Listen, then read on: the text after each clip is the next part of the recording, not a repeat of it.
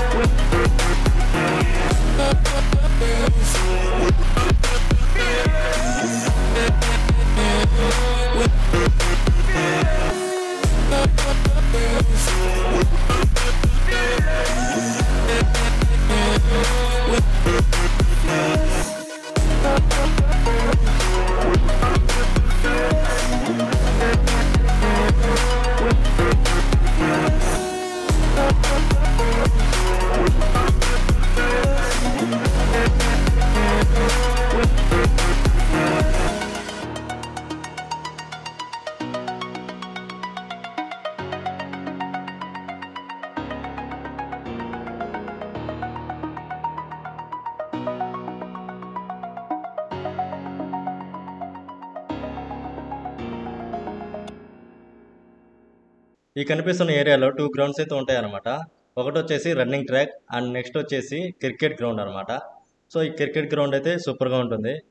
చాలామంది టోర్నమెంట్స్ కూడా ఇక్కడే జరుగుతాయి అనమాట. బయట నుంచి కూడా వస్తుంటారు. అండ్ అలానే రైట్ సైడ్లో చూసుకున్నట్లయితే నెట్ ప్రాక్టీస్ కూడా చేసుకోవచ్చు అనమాట. చూడండి, ఎస్టర్డే రైన్ పట్టడం వల్ల క్రికెట్ గ్రౌండ్ అయితే క్లోజ్ చేశారనమాట.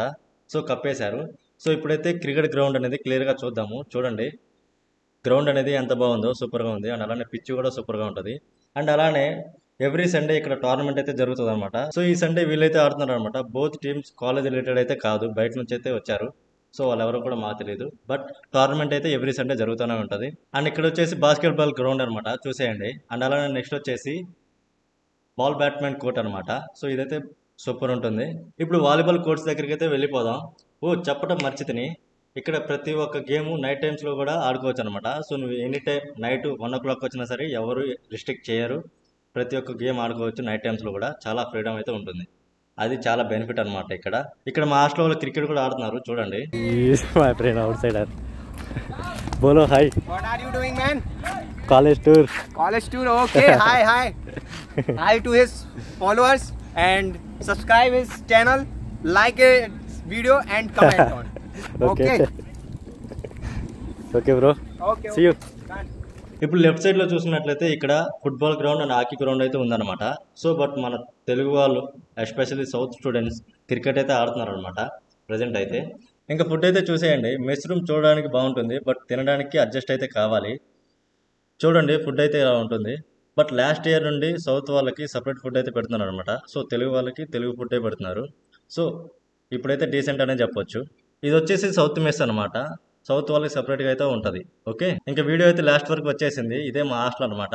ఓకే, హాస్టల్ ఎలా ఉందో కామెంట్ చేసి అండ్ అలానే సబ్స్క్రైబ్ అయితే చేసుకోండి. Thank you for watching.